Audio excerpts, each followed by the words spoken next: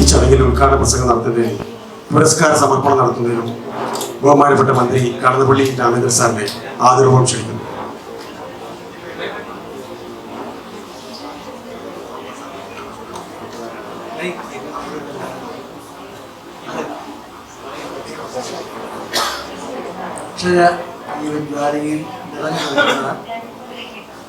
ഈ സംഗമത്തിൽ പങ്കെടുക്കുന്ന ബഹുമാന്യരായ സഹോദരി സഹോദരന്മാരെ, ഈ ചടങ്ങിൽ അധ്യക്ഷത നൽകിയിരിക്കുന്ന ചന്ദ്രബാബു, അക്ഷരദീപ പുരസ്കാര ജേതാക്കളായി കേരളത്തുമായിട്ട് നിരവധി വ്യക്തിത്വങ്ങളുണ്ട്. അതിൽ ഒരു മുഖവരി ഇന്നും ആവശ്യമില്ലാത്ത ജയകുമാർ IAS, സൂര്യകൃഷ്ണമൂർത്തി ഉൾപ്പെടെയുള്ള നിരവധി നേതാക്കൾ. നിയമസഭയിൽ വലിയ ചർച്ചയാണ്. വോട്ടിങ്ങിൻ്റെ സമയമാകുന്നതുകൊണ്ട് ഇവിടെ വന്ന് ഈ ഉത്കൃഷ്ടമായ പ്രൗഢമായ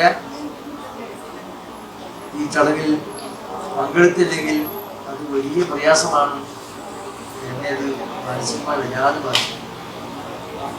ബഹുമാന്യരായ നിരവധി വ്യക്തിത്വങ്ങൾ കണ്ടത് ഒരു മുഖവരിയൊന്നും ആവശ്യമില്ലാത്ത, ആമുഖം ആവശ്യമില്ലാത്ത ജയകുമാർ IAS, സൂര്യകൃഷ്ണമൂർത്തി തുടങ്ങി എല്ലാവരുടെ പേരും കൊണ്ട് ഞാൻ പറയുന്നതിന് സമയം കൊടുക്കുന്നു. ആ രണ്ട് വ്യക്തികൾ ഉൾപ്പെടെയുള്ള ഇത്രയും ആളുകളെ അക്ഷരദീപ പുരസ്കാരത്തിന് മനസ്സിലാക്കി അവരെ ആദരിക്കുക എന്ന് പറയുന്ന ഒരു വിശിഷ്ടമായ കർമ്മം നിർവഹിക്കാൻ വലിയവരായി എനിക്കൊരു അവസരം ലഭിക്കുക എന്ന് പറഞ്ഞാൽ അത് ജീവിതത്തിലെ ഒരു പുണ്യം തന്നെയാണ്. ആ പുണ്യം നഷ്ടപ്പെട്ടു പോകുന്നതുകൊണ്ടാണ് ഞാൻ ഓടി വന്ന് രണ്ടുപേർക്കും അവാർഡ് നൽകി, ഉപഹാരം നൽകി. ഉടനെ തന്നെ തിരിച്ചു പോയില്ലെങ്കിൽ അവിടെ മന്ത്രിമാർ പ്രസംഗിക്കാൻ തുടങ്ങിയിരിക്കുക. അത് പോകണം എന്നൊരു ക്ഷമാപണം. ഇതൊരു ക്ഷമാപണ പ്രസംഗമാണ്. ഇവിടെ എത്തിയ ആളുകളെ കാണാനും ജീവിക്കുന്നവരെ കാണാനും ബന്ധപ്പെടാനും ഏറെ സമയം ആവശ്യമായിരുന്നു. അക്ഷരദീപം ചാരിറ്റബിൾ ട്രസ്റ്റ് സംഘടിപ്പിച്ചിട്ടുള്ള ഈ അക്ഷരദീപം കലാസാഹിത്യോത്സവം, പുരസ്കാര ആദര സമർപ്പണം, ഇതെല്ലാം ഏറ്റവും ശ്രദ്ധേയമായതും ഏറ്റവും ഉത്കൃഷ്ടമായിട്ടുള്ള ഒരു ചടങ്ങാണ്. ഇതിന്ന്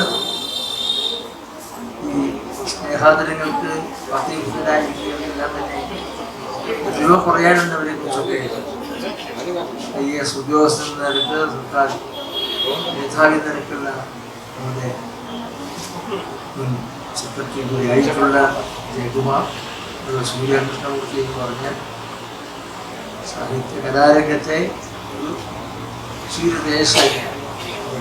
പറയാൻ ക്ഷമാപണത്തോടുകൂടി ഇവരുടെയും അനുവാദത്തോടെ, അനുഗ്രഹത്തോടെ, പ്രാർത്ഥനയോടുകൂടി ഭക്തിദീപം കൊളുത്തി ഈ ചടങ്ങിന്റെ ഉദ്ഘാടന കർമ്മം നിർവഹിച്ചതായി സ്നേഹാദരവത്സരം ഭക്ത്യാദരപൂർവ്വം നിങ്ങളെ അറിയിച്ചുകൊണ്ട് പുരസ്കാര സമർപ്പണം കൂടി നടത്തി രണ്ടുപേർക്ക് നൽകി പോകാൻ അനുവാദം നൽകണമെന്ന് ഒരു മാപ്പപേക്ഷയോടുകൂടി എല്ലാവർക്കും മംഗളങ്ങളും വിജയങ്ങളും ആശംസിക്കുന്നു.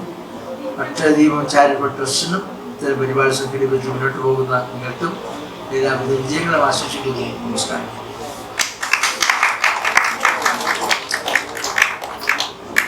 ശ്രീ K. ജയകുമാർ IASനെയും സൂര്യകൃഷ്ണമൂർത്തിയെയും ഈ ചടങ്ങിൽ ആദരിക്കുന്നു. ശ്രീ K. ജയകുമാർ IASന് അക്ഷരദീപം കാവ്യശ്രേഷ്ഠ മന്ദിരം നൽകി ആദരിക്കുന്നതിന് മന്ത്രി കടന്നപ്പള്ളി രാമചന്ദ്രൻ സാറിനെ ക്ഷണിക്കുന്നു.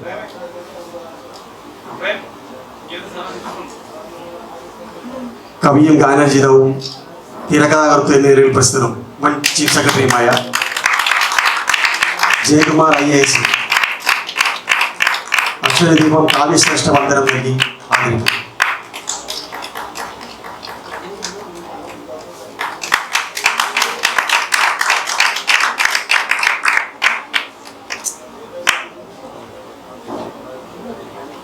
അടുത്തതായി സൂര്യ ഫൗണ്ടറും എഴുത്തുകാരനും സംവിധായകനുമായ ശ്രേഷ്ഠ കലാകാരൻ ശ്രീ സൂര്യകൃഷ്ണമൂർത്തി സമഗ്ര സംഭാവനയ്ക്ക് കലാശ്രേഷ്ഠ മന്ദിരം നൽകി ആദരിക്കുന്നു.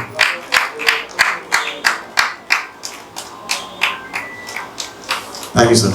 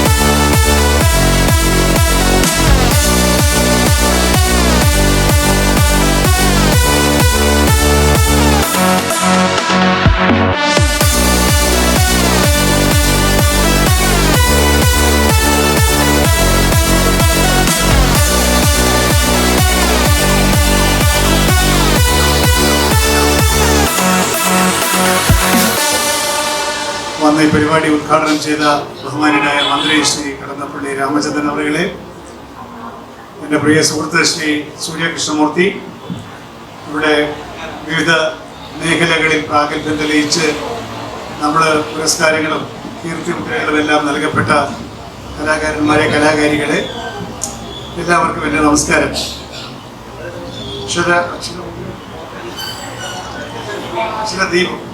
അക്ഷരദീപം ചാരിറ്റബിൾ ട്രസ്റ്റ് എന്ന് കണ്ടപ്പോൾ, അതിൻ്റെ ആദ്യ വാക്ക് കണ്ടപ്പോൾ എനിക്ക് വളരെ സന്തോഷമായി. അക്ഷരദീപം നല്ലതാണെന്ന്.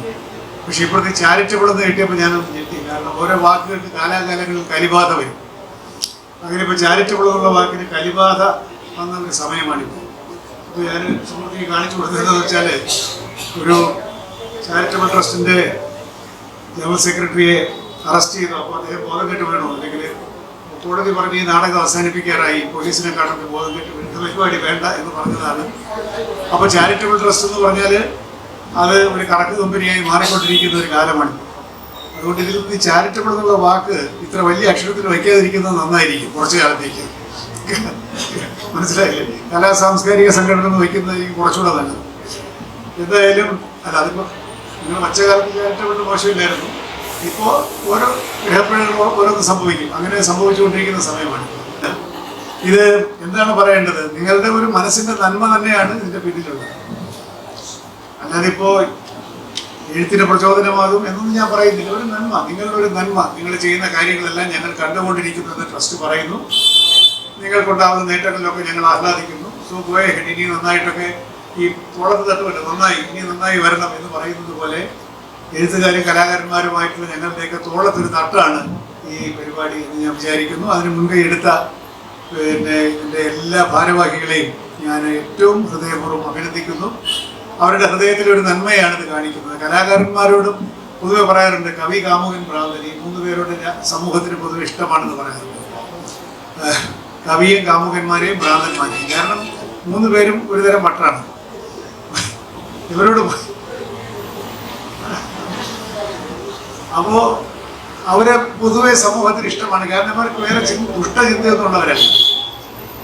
കവിക്ക് കവിതയെ പറ്റി, കലാകാരന് കലയെ പറ്റി, കാമുകന് കാമുകയെ പറ്റി, പിന്നെ ഭ്രാന്തന് പിന്നെ എന്തിനെ പറ്റി ചിന്തിക്കാം. കാരണം അവന് വേറെ ദുഷ്ടചിന്തകളൊന്നുമില്ല.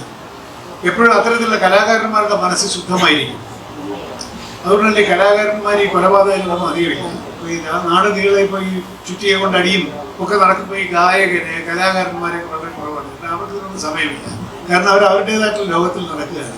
അവർ വാസ്തവത്തിൽ മറ്റുള്ളവരെ പറ്റിയുള്ള ചിന്ത കൊണ്ടും ഒരു നന്മ മനസ്സിലുള്ളത് കൊണ്ടും കൂടിയാണ് നമ്മുടെ കലാകാരന്മാർ. കാരണം ദുഷ്ടബുദ്ധി കൊണ്ട് ഒരാളിന് കലാകാരനാവാൻ സാധ്യമല്ല. അപ്പോൾ അതുകൊണ്ട് കലാകാരന്മാരെയും മറ്റുള്ള എഴുത്തുകാരെയും ഒക്കെ ആദരിക്കുമ്പോൾ നിങ്ങൾ ഹൃദയവിശുദ്ധിയാണ് ആദരിക്കുന്നത്.